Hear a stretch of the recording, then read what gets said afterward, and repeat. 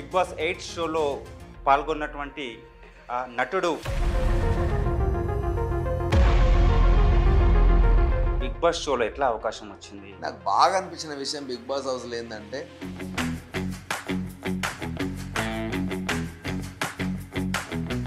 మీ attitude చూపించడం వల్ల, మీరు ఏ విధంగా మాట్లాడడం వల్ల, అందుకే కావాలనే 105 రోజులు ఒక ఇంట్లో బతకడం అనేది పెద్ద టాస్క్. అది బిగ్ బాస్ నేను ఎప్పుడు ఒకటే మాట చెప్తానే, మన మైండ్ తోటి ఆడుకుంటాడు. ఈ 5 మందిలా అసలు వాడు ఉంచుకోవాలి నోరదుగా. కావాలని నన్ను బయటికి అంటే కావాలని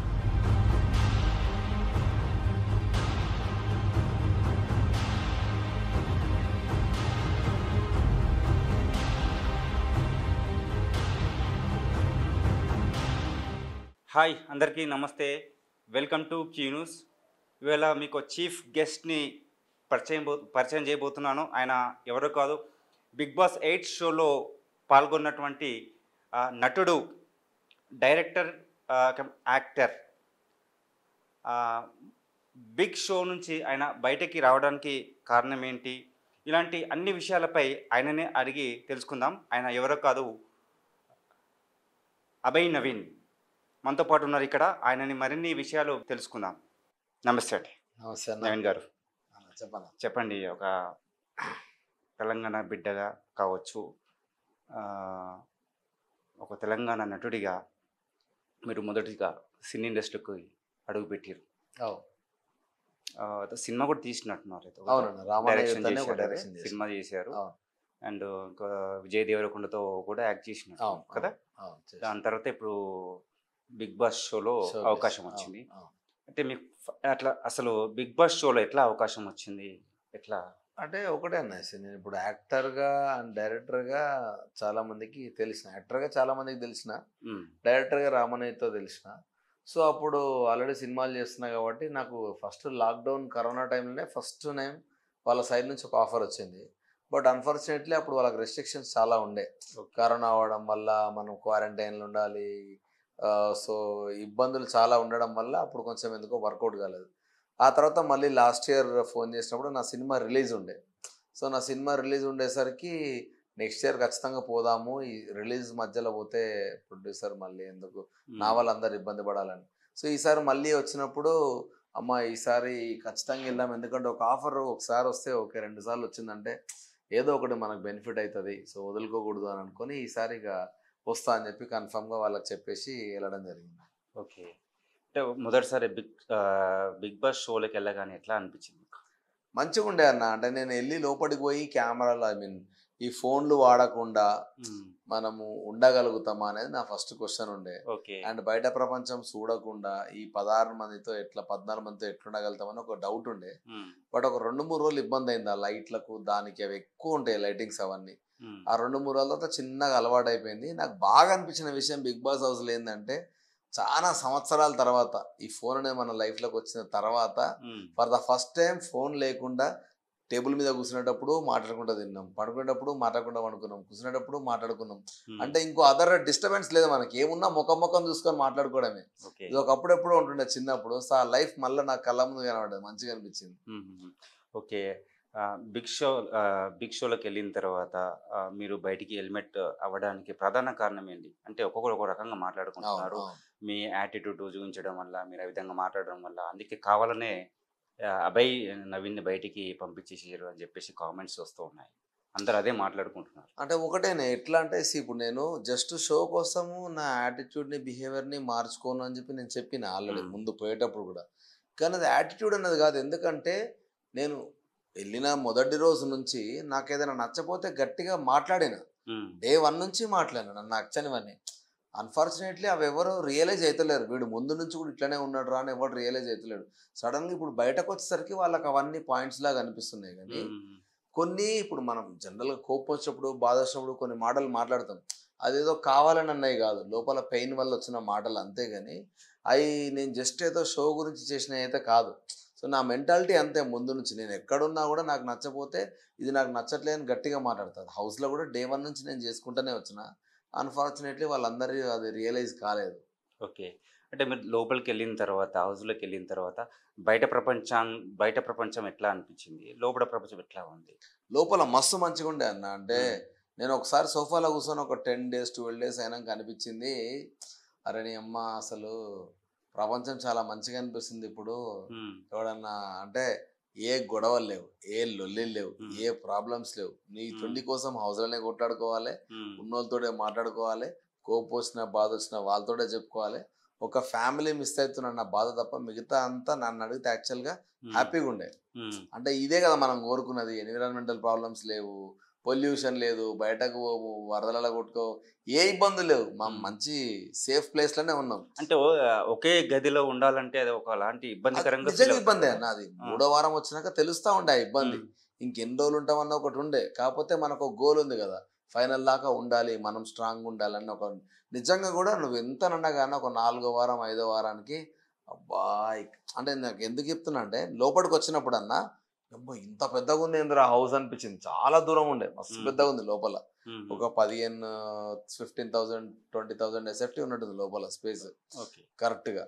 ఇంత పెద్ద స్పేస్ ఉందేందిరా అనిపించిందా?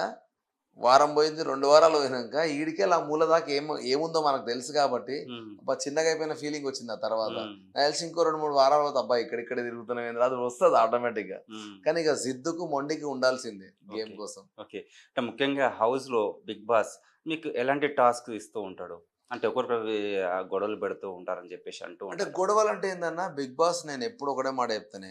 హ్మ్. మన మైండ్ తోటి ఆడుకుంటాడు హ్మ్. ఫస్ట్ 'బిగ్ హ్మ్. బాస్'. యాటిట్యూడ్. చూసే ఆడియన్స్ మైండ్‌తో కూడా ఆడుకుంటాడు. ఓకే. సో, అది మనం ఎంతవరకు కంట్రోల్ ఉండగలుగుతాం అన్నది మన స్ట్రెంత్. హ్మ్. సో, మాక్సిమం అందరూ ఉండనీకి ప్రయత్నిస్తా ఉంటారు. అప్పుడప్పుడు ఎవడో ఒకడు ఏదో ఒక రకంగా హ్మ్. ఎమోషనల్ అయితేనే ఉంటాడు. అది గుడ్ ఆర్ బ్యాడ్ నెగెటివ్‌గా పోతూనే ఉంటది. హ్మ్. బిగ్ బాస్ మైండ్‌తో గేమ్ ఆడదు. ఒకవేళ 105 రోజులు గనుక నువ్వు సర్వైవ్ అయ్యి బయటకు హ్మ్. వచ్చినావంటే డెఫినిట్‌గా కెరియర్‌కి చాలా హెల్ప్ అయితదది. ఓకే. అంటే ఎందుకంటే ఇంక లైఫ్‌లో ఏ దెబ్బలు చూసినా కూడా లైట్‌లే అన్న ఫీలింగ్ వస్తది. హ్మ్. 105 రోజులు ఒక ఇంట్లో బతకడం అనేది పెద్ద టాస్క్ అది. ఇప్పుడు బయట మనం హ్యాపీగా అందరితో కలిసి కమ్యూనికేషన్ అవుతూ ఉంటాం. మనకు అవును. కావాల్సింది తింటాం. అవును. మనకు కావాల్సిన సినిమా చూస్తాం. కావాల్సిన దగ్గరికెళ్తాం. ఆ లోపలికెళ్ళిన తర్వాత అవన్నీ ఉండవు గదా! అవును. అప్పుడు ఎట్లా ఉంటది? ఇట్లనే మీకు అంటే మీకు తెలవదు గానీ బిగ్ బాస్ ఒక్కసారి డోర్ ఓపెన్ చేయి ఆడ పోయి చాయ్ తాగొస్తాం. లేకపోతే బిర్యానీ తినొస్తాం. ఇది నాతోటి అయితలేదు. ఈ పప్పు ఎవడు తింటాడని ఊకే రోజు రాత్రి అదే మాట్లాడుతుండే అందరం. హ్మ్. ఒక్కసారి జస్ట్ ప్లీజ్ జస్ట్ అట్లా డోర్ ఓపెన్ చేసి అట్లా పోయి ఇట్లా వస్తామని చాలా సార్లు మాట్లాడుతుండే. ఆ! అంటే ఫుడ్ మిస్ అయ్యేటోళ్ళమే. ఆ! అసలు ఈ అబ్బా! ఏందిరా ఇది అనిపించేది. మనకు నచ్చిన కర్రీ సఫిషియెంట్ ఫుడ్ ఉండకపోవచ్చు. రాదు ఫస్ట్ ఆఫ్ ఆ! ఆల్. మనకు నచ్చిందొచ్చినా సఫిషియెంట్ రాదు. ఓకే. 6 మందికి కలిపి కిలో చికెన్ ఇస్తే సరిపోదు ఎవడికి. ఆ! మళ్ళా పొద్దున, సాయంత్రం కూడా తినాలి కాబట్టి. హ్మ్. సో, అది ఉండేది. బట్ ఇంక అంటే గేమే అంతే. ఫుడ్‌లో ఒక్కొక్కరికి ఒక్కొక్క రుచులుంటాయి కదా! అక్కడ 14 మంది పార్టిసిపేట్ చేసినప్పుడు కష్టం. ఎట్లా వాళ్ళకు ఫుడ్డు మెయింటెనెన్స్ ఎట్లా? కష్టమేనే ఇప్పుడు మా ఆ! క్లాన్‌లా అంటే నేనున్న టీమ్‌ల ప్రేరణ అని ఒక అమ్మాయి ఉంది. ఆ! పాపం ఆ అమ్మాయి అన్నిటికి అడ్జస్ట్ అయితది. ఆ! ఆ అమ్మాయి ఒకటే ప్రాబ్లమ్ ఏందంటే కొత్తిమీర తినదు, టమాటా తినదు. అయ్యో! అయి 2 లేకుండా కర్రీ ఉండబుద్ది కాదు. ఆ! ఆమె గురించి అయి లేకుండా అవును. వండేదాన్ని మొత్తం. కొంతమంది ఆనియన్ ఏసి కూడా తినరు. తినరు. సో, ఆ అవును. అమ్మాయి టమాటా ఉంటే అసలు తినదు. ఆ! నువ్వేమన్నా చెయ్యి. తినేదే వెజ్, టమాటా ఉంటే అసలు తినదు. ఆ! పప్పులల్లా ఏదైనా పాలకూర పప్పు అవి వేయాలంటే, ఏదైనా గోంగూర ఏ పప్పు యాహ్! చేయాలన్నా టమాటా ఖచ్చితంగా ఏయాల్సొస్తది. ఈమె గురించి చేయకపోయేటోళ్ళం. ఆ! సో, అట్లా ఇంక అడ్జస్ట్ అయినామిగ. హ్మ్. 14 మంది. అంటే అందరికి కలిసి ఒకేలాగా ఉంటుందా ఫుడ్డు? అయితే డిఫరెంట్ జనరల్‌గా డిఫరెంట్‌గా ఉంటుందా? లేదే. అయితే పోయిన సీజన్ వరకు ఎట్లుండే అంటే నేను చూసినంత మట్టుకి అందరికి కలిపి ఒకటే ఫుడొచ్చేది. ఓకే. ఈసారి ఎట్లా అంటే ఒకటే రైస్ వచ్చేది. ఒకటే రేషన్ వచ్చేది. దాన్నే వండుకునేటోళ్ళు. హ్మ్. ఇప్పుడు ఎట్లా అయిపోయిందంటే 14 మంది 12 మందిని 2 గ్రూపులుగా డివైడ్ చేసిర్రు 6, 6. హ్మ్. సో, ఆ 2 గ్రూపులల్లా గెలుస్తది కదా! గెలిచిన గ్రూప్‌కి చికెను, మటను వేరే వేరేటివి కూడా వస్తాయి. ఓకే. ఓడిపోయిన గ్రూప్‌కేమో జస్ట్ కందిపప్పు, హ్మ్. పెసరపప్పు, అన్నము అయ్యే హ్మ్. వస్తాయి అంతే. ఓకే. సో, నువ్వు అవే తిని బతకాలి. ఈ హ్మ్. గెలిచినోళ్ళకు చికెన్, మటన్ కూడా వస్తాయన్నాడు. So, okay. వారం వారం మారుతా ఉంటదది. ఓకే. నెక్స్ట్ ఇంకోటి మీకు అందులో నచ్చిన వ్యక్తులెవరు? 'బిగ్ బాస్‌లో'? అంటే నచ్చినోళ్ళంటే చాలా మందున్నారు. ఆల్‌మోస్ట్ అందరూ ఇష్టమే నాకు. ఎవరు మంచిగా కొంచెం గేమ్ అక్కడక్కడ ఆడుతుంటారు? మణికంఠ అటు హ్మ్. ఇటు నచ్చదు తప్ప అరే! గాని వీళ్ళు బాగా మంచిగా ఆడుతున్నారు. నాకంటే బాగా ఆడుతున్నారు అని మంచిగా అనిపించిందా? ఆడుతున్న దాంట్లో నేను నేను డే 1 ఎళ్ళినప్పటి నుంచి నాకు నిఖిల్ ఒక కాంపిటీషన్ అయితాడని చెప్పి అనుకున్నా. హ్మ్. సో, వాడితో ఆడాలనుకున్నా. అండ్ హ్మ్. నబెల్ కూడా చాలా స్ట్రాంగ్ ప్లేయరు. హ్మ్. సో, అబ్బాయిలలో అయితే వాళ్ళిద్దరు. అండ్ అమ్మాయిలైతే సీతు అండ్ ప్రేరణ చాలా స్ట్రాంగ్ ప్లేయర్స్. హ్మ్. సో, ఈ నలుగురితో నేను ఎప్పుడు కాంపిటీషన్ ఉంటది మనకని అనుకున్నా. ఓకే. 'ఆకుల సోను' గురించి ఏమంటారు? ఆమె ఆమె ఆమె ఏంటంటే ఆమె నేను ఎప్పటి నుంచో చూస్తున్నా కదా, తను ఏంటంటే ఎన్జిఓ రన్ చేయడము లేదు అని అంటే ఐ మీన్ లెక్చరర్స్ ఇస్తూ ఉంటుందంట కొన్ని. సో వాళ్ళ హస్బెండ్తో కూడా మాట్లాడినప్పుడు ఏంటంటే తను హర్సెల్ఫ్ తను ఏంటంటే తనకి నచ్చపోతే గైడెన్స్ ఇవ్వడం తనకున్న బై డిఫాల్ట్ అలవాటు. ఆ ఇన్ఫ్లుయెన్స్ చేయడం అనేది తనకున్న బై డిఫాల్ట్ అలవాటు. అది కొందరు పిల్లల్ని చదివిస్తుందంట. నేను చాలా ఇన్ఫర్మేషన్ తెలుసుకున్నాను వాళ్ళ హస్బెండ్ని కలిసినప్పుడు, కాబోయే హస్బెండ్ని కలిసినప్పుడు. సో తన నేచర్ అది. నాకు తెలిసిన సోనియా ఏంటంటే తనకు ఒక పాయింట్ నచ్చలేదంటే డెఫినెట్గా దాని మీద ఫైట్ చేస్తుంది. అది గుడ్ ఆర్ బ్యాడ్ ఏమన్నా కానీ ఆమె ఒకటి స్టిక్ అయిందంటే దాని మీద ఫైట్ చేస్తుంది. సో హౌస్లో కూడా అట్లే ఫైట్ చేస్తూ ఉంది.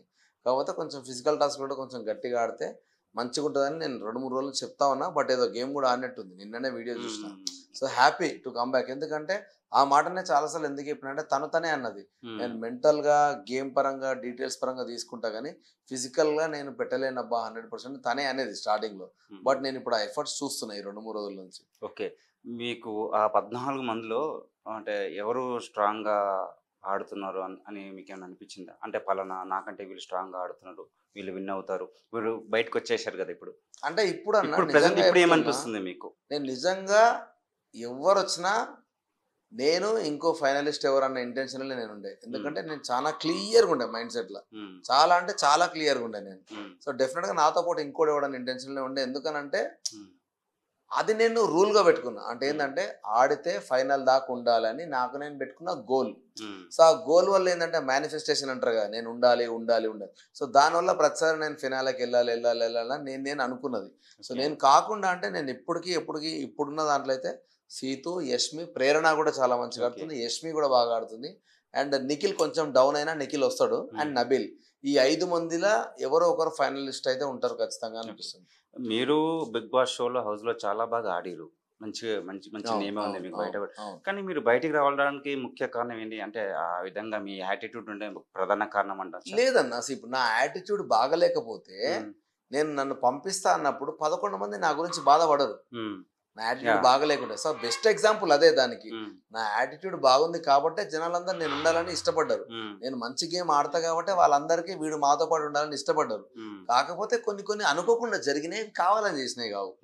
సో అందుకనే వాళ్ళందరూ నా గురించి కొంచెం రిక్వెస్ట్ చేయడం అనేది గురించి తెలిసింది. బయట కూడా మీరు ఉన్నట్టు మాట్లాడతారు, ముక్కు సూటిగా మాట్లాడతారు. నేను అట్లా మాట్లాడతాను. నేను ముందు నుంచి చెప్పిన నా దోస్తులు అట్లే అంటారు. నేను అందుకే అంటున్నా కదా, అది మా పదాలు తప్పు కానీ నేను క్వశ్చన్ చేయడం, ముక్కుసూటిగా మాట్లాడడం డే 1 నుంచి మాట్లాడుకున్నాను. మీ గురించి కూడా తెలుసుకున్నాను నిజంగానే.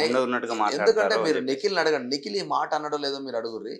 అరే నువ్వు కొంచెం అంత గట్టిగా ఉండకూడదు, ఉన్నట్టు అన్ని మాట్లాడొద్దురా, నువ్వు కొంచెం సైలెంట్గా ఉంటే బాగుంటది ఎందుకు అన్నట్టు ఉన్నట్టు మాట్లాడితే అందరు శత్రువులు. నిఖిల్ గారు నా పక్కనే ఉండి ఒకటే మాట అన్నాడు, వాడు ఇట్లా ఉండకూడదు అంటే ఒకటే ఆప్షన్, వాడు ఇప్పుడు పోయి మళ్ళీ కొత్తగా పుట్టాలి తప్ప. కానీ వాడికి అది 35 ఏళ్ళకెళ్ళి వానికి అలవాటైన బిహేవియర్ మాట్లాడేది తక్కువని ఎందుకు మారుతుంది, వాడు మారాడని వాడు నన్ను హక్ చేసుకొని మాట్లాడు. సో వాడికి తెలుసు నాకు ఊరికే నాకు కూడా నా క్యారెక్టర్ బ్యాడ్ చేసుకోవాలని ఉండదు కదన్న. కానీ నాకు నచ్చపోతే నేను మాట్లాడకుండా ఉండలేను, అది కూడా నా వీక్నెసే. దాని వల్ల వచ్చినంటే మేబీ అయ్యుండొచ్చు. అంటే గతంలో పోయిన బిగ్ బాస్ షోలో కూడా శివబాలాజీ అనుకుంటా, అవును వారు కూడా ఇట్లా ఏదో కామెంట్ చేస్తారు. ఆయన ఇప్పుడు యాక్చువల్లీ ఇప్పుడు ఎక్కువ వైరల్ అవుతున్నాయి. ఆయన ఇంకా ఘోరంగా తిట్టిండు. నేను మొన్న చూస్తున్న వీడియోలు. మళ్ళీ ఆయన విన్నర్ అయ్యాడు, మీరేమో బయట.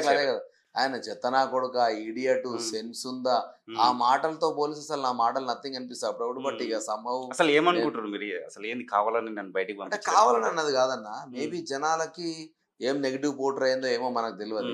కానీ ఒక డ్రాబ్యాక్ నాకు జరిగింది ఏంటంటే, నా పర్సనల్ గా గేమ్ 1.5 days జరిగితే ఈ గేమ్ 3 రోజులు ప్లే అయిందంట బయట. సో మేబీ 6 రోజులల్లా 3 రోజులు గేమే ఆడినప్పుడు ఆ గేమ్ ఒకటే నాకు నెగిటివ్ అయింది. సో దాని ఇంపాక్ట్ మేబీ ఈ మాటల మీద కూడా పడి జనాలు ఇంకా నెగిటివ్ అనుకున్నారేమో అని అనిపించింది. బట్ సమ్హౌ ఛాన్స్ వచ్చి ఉంటే మాత్రం నేను వేరే లెక్క చూపిస్తుంది గేమ్ ఏంది అనేది. ఎంత బాగా ఆడుతున్నాడు ఈ పిల్లగాడు అని చెప్పేసి అందరూ అనుకుంటున్నారు. కామెంట్స్ కూడా వస్తున్నాయి గ్రూపుల్లో కూడా నేను చూశాను. కానీ ఉన్నట్టు సడన్గా ఒక్కసారి రెడ్ కార్డ్ అనేసరికి బయటకు పంపించేసేసారు, రెడ్ కార్డ్ ఇచ్చేసారు అనేసరికి మేము కూడా షాక్ అయిపోయింది. లేదే, వాళ్ళు హౌస్ ఉన్న కూడా షాక్ అయ్యారు. రెడ్ కార్డ్ ఇచ్చేంత క్రైమ్ ఏం చేసిండు వీడు? ఒకవేళ వీడు చేసేది అంత పెద్ద క్రైమ్ అయితే ఒకసారి మరి వీని పిలిచి వార్నింగ్ ఇవ్వచ్చు కదా. వార్నింగ్ ఇవ్వకుండా నాకు ఎట్లా తెలుస్తుంది నేను ఎంత పెద్ద మిస్టేక్ చేస్తున్నాను? అది కూడా నా మాటలతో. ఇప్పుడు వైలెన్స్ నూకేదైతే నా కళ్ళ ముందు నాకు తెలుస్తుంది. కానీ మనం మాట్లాడే మాటలు పెయిన్ల బాధలు ఏదో మాట్లాడినవి నేను వీడియో చూసేంత వరకు కూడా కొన్ని మాటలు ఇవన్నా అని రియలైజ్ కాలేదు నేను. జనరల్గా మీరు చూస్తే 20 రోజుల్లో నేను ఎక్కడ ఏం మాట్లాడినా ప్రతి ఒక్కటి నాకు గుర్తుంటుంది. ప్రతి ఒక్క పాయింట్ నేను మాట్లాడతాను ముందు కూడా. కానీ అవి గుర్తు లేవు అంటే ఏదో పెయిన్లు అనుంటా నేను. సో అందుకనే నేను కూడా కొన్ని షాక్ అయినా. సో అట్లా జరిగింది. బట్ చూడాలి ఏమవుతుంది తర్వాత. ఓకే. దీంట్లో ఇప్పుడు ఎవరు విన్ అవ్వాలని మీరు కోరుకుంటున్నారు? వీళ్ళేనా ఇప్పుడు నేను మీకు చెప్పిన 5 మంది ఎవరైతే పేర్లు చెప్పినో అలా ఎవరు గెలిచినా నాకు ఓకే. ఎందుకంటే వాళ్ళందరూ చాలా స్ట్రాంగ్ గా పోతుర్రు. సో ఎవరు గెలిచినా ఓకే నాకు. అంటే మీతో అక్కడ నెగటివ్ గాని ఎవరైనా అనిపించిరా? నెగిటివ్ అన్నట్టు కాదు కానీ ఇంకా మణికంఠ అంటే మీరు 14 మంది ఒకే ఇంట్లో హౌస్ లో ఉంటారు కదా, మీకు కొద్దిగా ఇప్పుడు అదేనే ఇప్పుడు ఆదిత్య అన్న ఉన్నాడు. అన్న ఇంకెక్కువ రోజులు ఉండకపోవచ్చు. ఎందుకంటే అన్నకు ఆ ఎన్విరాన్మెంట్ సెట్ అయితే లేదు. అండ్ నెక్స్ట్ వచ్చేసి మనీ ఒకడు కొంచెం కొన్ని వాడు చాలా తప్పులే చేసిండు. సో అట్లా ఉంటే అయితే కష్టం వాడు కూడా హౌస్ లో ఉండడం. విష్ణు ఇంకొంచెం స్ట్రాంగ్ ఆడాలని కోరుకుంటే ఈ మధ్య ఆడుతుంది. విష్ణు కంటే ఇంకా చూసింది ఏంటంటే నైనిక ఫస్ట్ 2 రోజులు అసలు ఫైటర్ లాగా ఉరికొచ్చింది అమ్మాయి. కానీ అమ్మాయికి ఏమో తెలుస్తలేదు. కానీ నేను అమ్మాయి స్ట్రాంగ్ గా బయటకు రావాలనే కోరుకుంటాను. లేదంటే కొంచెం ఆమె కూడా డౌన్ అవుతుంది. ఎందుకంటే ఇప్పుడు ఇంకా ఎక్స్పీరియన్స్డ్ కంటెస్టెంట్ వస్తున్నారంట వైల్డ్ కార్డ్ లా. వాళ్ళు వచ్చిరంటే కొత్త వాళ్ళని తొక్కేస్తారు. ఎందుకంటే ఆల్రెడీ హౌస్ ఎన్విరాన్మెంట్ వాళ్ళు ఆల్రెడీ ఎక్కువ రోజులు ఉండి ఎక్స్పీరియన్స్ చేసి వచ్చిన వాళ్ళు కాబట్టి వాళ్ళకి ఏడెట్లు ఉండాలో ఇంకెక్కువ తెలుసు. సో వాళ్ళు ఇంకా తొక్కేస్తారు మనం డౌన్ అయితే. సో మనం వాళ్ళకంటే స్ట్రాంగ్ వెళ్ళాలి. ఒక్క ఛాన్స్ కూడా ఇవ్వద్దు. సో అట్లా లేకపోతే వీళ్ళందరూ వెళ్ళిపోతారు. దాంట్లో ఇంకోటి పోయిన గతంలో కూడా ఆయన ఎవరు నటుడు సంపూర్ణేష్ బాబు, ఆయన కూడా చాలా తీవ్రంగా ఆవేదన వ్యక్తం చేసి బయటకు వచ్చేసారు కదా అప్పుడు. అంటే అంత తీవ్రంగా ఉంటుందా దాంట్లో? అంటే ఒకటేనా ఇప్పుడు అదే మనల్ని మనం తట్టుకోగలుగుతామా లేదా అన్నదే టాస్క్ అది. సో అన్న ఉండలేకొచ్చిండు సంపూర్ణేష్ బాబు. ఏంటంటే అన్నకు అది ఆయన వశపడలే. ఆయన నాకు ఈ 4 గోడలలో ఉండలేకపోయిండు. కానీ నేను ఉండలేక బయటకు రాలేదు. నేను ఏదో తెలియక మాట్లాడిన మాట వల్ల. కానీ నాది కంప్లీట్లీ డిఫరెంట్. అన్న ఉండలేకపోయిండు పాపం. ఇప్పుడు అదే పెయిన్ ఆదిత్య అన్న దగ్గర చూస్తున్నాను నేను. అయితే లేదా పోయి నాకు అంతా ఒకటే ఉండైపోయింది. చూడాలి ఎన్ని రోజులు ఆడతాడో. ఓకే. ఇప్పుడు మీరు బయటకు వచ్చేసారు కదా, మీరు ఫ్యామిలీ మెంబర్స్ కావచ్చు, ఫ్రెండ్స్ కావచ్చు, అందరూ ఏమంటున్నారు? ఏమంటలేరే, వాళ్ళకి తెలుసు నేను ఇట్లానే ఉంటా అని. సో వాళ్ళందరూ ఓకేరా నువ్వు నీ లెక్క అయితే ఉన్నావు, గుడ్ ఆర్ బ్యాడ్ వదిలేసి అంతే రాసి పెట్టుందేమో పోనీ ఇక. కానీ సినిమా కంటిన్యూ, ఎందుకంటే నేను ఒక సెకండ్ సినిమా స్టార్ట్ చేసి మధ్యలో ఆపి వచ్చినా కాబట్టి అది కంటిన్యూ చేసుకోరాను. అసలు వాళ్ళు పెద్ద బాధలు ఏం లేవు. బట్ వాళ్ళు ఏంటంటే నేను ఫైనల్కి ఉంటే బాగుంటుంది. ఆబ్వియస్లీ మన ఇంట్లో అనుకుంటారు కదా. దాంట్లో నాతో పాటు పబ్లిక్ కూడా అనుకున్నారంట ఫస్ట్ 2 వారాలు వీడు స్ట్రాంగ్ కంటెస్టెంట్. సో ఆ ఒక్క భయం బాధ వాళ్ళకు ఉన్నది. కానీ they are very happy. Okay. Bigg బాస్లో మీకు ఏదైనా అనిపించిందా? అంటే ఇది ఇట్లా ఉంటే బాగుండు, షో ఈ విధంగా చేస్తే బాగుండు అన్నట్టు ఏమైనా అనిపించిందా? ఒకటేనే అంటే ఫుడ్ టాస్క్తో పాటు నార్మల్ టాస్క్లు పెట్టకుండా ఇంకో కొంచెం ఫుడ్కి కొంచెం ఫ్రీగా వదిలేస్తే బాగుంటుంది. ఎందుకంటే తిండి తినకపోవడం ఆబ్వియస్లీ అదొక క్వశ్చనే. కానీ తిండి తినకుంటూ ఆడడం అనేది ఇంకొంచెం రిస్కీ కదా. తిండి దగ్గరకు వచ్చేసరికి ఫుడ్ అనేది కరెక్ట్ లేకపోతే కొంచెం మెంటల్ గా డిస్టర్బ్ అవుతారు, దమా ఖరాబ్ అవుతుంది, మైండ్ పని చేయదు, చాలా బాధలు అవుతాయి.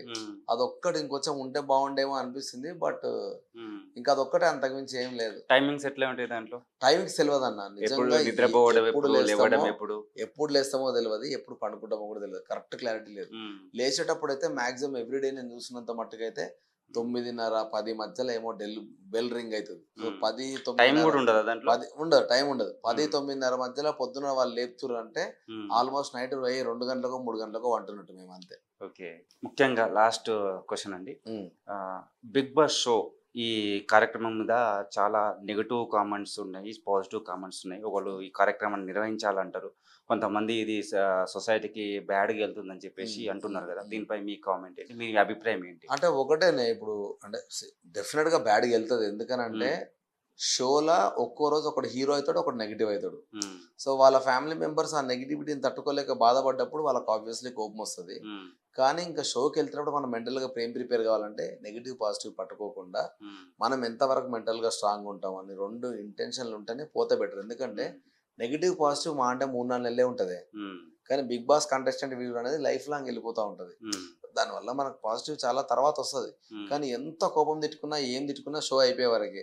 అయిపోయినాక వాడిని కంటెస్టెంట్ అంటారు కానీ నాకు నచ్చలే అని అన్నారు. జనాలు కూడా ఏంటంటే ఒక స్టేజ్లో మర్చిపోతారు, ఎందుకంటే వాళ్ళ పర్సనల్ ప్రాబ్లం కూడా చాలా ఉంటాయి. వీని గురించి ఎవడు ఎక్కువ ఫోకస్ చేయడు. సో ఉండాలా వదలాలి అన్నది మన చేతిలో ఆప్షన్ ఏం లేదు, అన్నీ ఉండాలి లైఫ్ లో. సో అట్లా కూడా షో కూడా నడవాలి. మీరు బిగ్ బాస్ షోకి వెళ్ళినప్పుడు చాలా హ్యాపీగా వెళ్ళి ఉంటారు. అవును అవును. వచ్చేటప్పుడు బాధగా వచ్చారా, లేదు, హ్యాపీగా వచ్చారా? ఇట్లే నవ్వుకుంటూ వచ్చా నేను. అంటే నేనేంటే ఒక ఫేస్ చేసినాం, ఎంజాయ్ చేసినాం, వచ్చినాం. సరే నాకు ఎలిమినేషన్ నాకు నచ్చలేవు, నాకు ఇచ్చిన రీజన్స్ నాకు నచ్చలేవు, వాట్ ఎవర్ పక్కన పెడితే ఫేజ్ అయితే నేను నా లెక్క ఉండి బయటకు వచ్చిన. సో నేను డల్ ఉండకూడదు, హ్యాపీ ఉండాలి. ఈవెన్ నన్ను వాళ్ళు కూడా చాలా అంటే నేను బయటకు వచ్చినాక 1 డే మొత్తం ఆపుతారే నన్ను. ఆపి నా మైండ్ సెట్ కరెక్ట్ ఉందా లేదా చూసుకొని దాన్ని బట్టి నేను హ్యాపీ డల్ ఉన్నా అంటే వాళ్ళతో మాట్లాడు, నేనే చాలా రిలాక్స్డ్ ఉన్నా. సో వచ్చినాక వాళ్ళు కూడా ఫుల్ హ్యాపీ ఫీల్ అయ్యారు నన్ను చూసి. ఓకే, ఇప్పుడు ప్రస్తుతానికి మీరు ఇచ్చినటువంటి ఇంటర్వ్యూస్లలో ఎక్కువగా అంటే ఎక్కువ శాతం కాకుండా తక్కువ శాతం మంది కూడా మీ గురించి నెగిటివ్ కామెంట్స్ పెడుతున్నారు. సరేలే ఇంకా నోరు మూసుకో, పక్కకి వెళ్ళిపో, దీనిపై మీరు ఎట్లా ఫీల్ అవుతారు? నిజంగా మనస్ఫూర్తిగా చెప్పాలంటే నోరు అదుపులో ఉంచుకో. మనస్ఫూర్తిగా అసలు వాడు ఉంచుకోవాలి నోరు అదుపులో. ఎందుకంటే వాడికి జస్ట్ ఇంటర్నెట్ ఫ్రీ ఉండి ఏం పని పాట లేక పెట్టే బ్యాచ్ అల్లంతా. బ్రెయిన్ ఏం ఉండదు, మెచ్యూరిటీ ఉండదు, ఏం దమాక్ పని చేయదు. వాడు నిజంగా ఒక 10-15 ఏళ్ళ తర్వాత ఆ కమెంట్ చూసుకున్నాక నీ అమ్మ నేను ఇంత చీప్గా ఎందుకు పెట్టినా అనుకుంటారు. దాని అంటే కొన్ని ఎందుకంటే జ్ఞానం లేక పెడతారు, పక్క నుండి తిట్టడం చాలా ఈజీ అన్న, కానీ అది రియలైజ్ అవ్వడం చాలా గొప్ప విషయం. సో 10-15 ఏళ్ళ తర్వాత కూడా వాడు హానెస్ట్ గా నేను పెట్టింది కరెక్ట్ అని వాడు రియలైజ్ అవుతాడు. అప్పుడు వాంతో నేను మాట్లాడతా. ఇప్పుడు 10-12 ఏళ్ళకే మనకు ఫోన్ వచ్చేసరికి నోటికి వస్తుంది మాట్లాడతాం. సో డెఫినెట్ గా కరెక్ట్ నన్ను అన్నట్టు వాడు ఫస్ట్ అద్దంలో చూసుకొని వాడేం పెట్టిండో వాడు చూసుకోవాలి.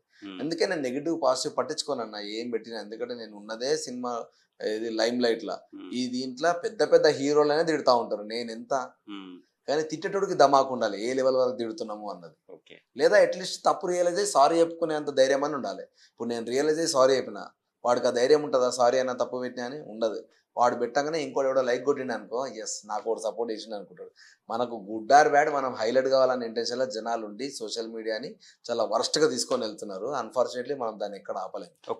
ఓకే, విన్నారు కదా అభయ్ నవీన్ ఆయన చెప్పినటువంటి మాటలు.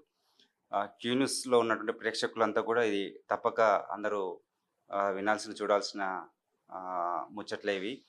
ఖచ్చితంగా ఇది చాలా హానెస్ట్గా ఆయన అక్కడ గేమ్ ఆడారు. కానీ ఆయనకున్నటువంటి కొద్దిగా ఆవేశం కావచ్చు, తట్టుకోలేక బయటికి చెప్పడం జరిగింది. గతంలో కూడా ఇలాంటి సంఘటనలు కూడా జరిగినాయి, మనం చూసినాము. కానీ గతంలో జరిగినప్పటికీ అప్పుడు విన్నర్ అయిన వారు కూడా ఉన్నారు. మరి ఈయన బయటికి రావడం అనేది కూడా ఆశ్చర్యంగానే అనిపిస్తుంది. మొత్తానికైతే బిగ్ బాస్ షోలో పాల్గొన్నటువంటి అభయ్ నవీన్కి మనమంతా కూడా అభినందనలు చెబుతూ అందరికీ నమస్తే.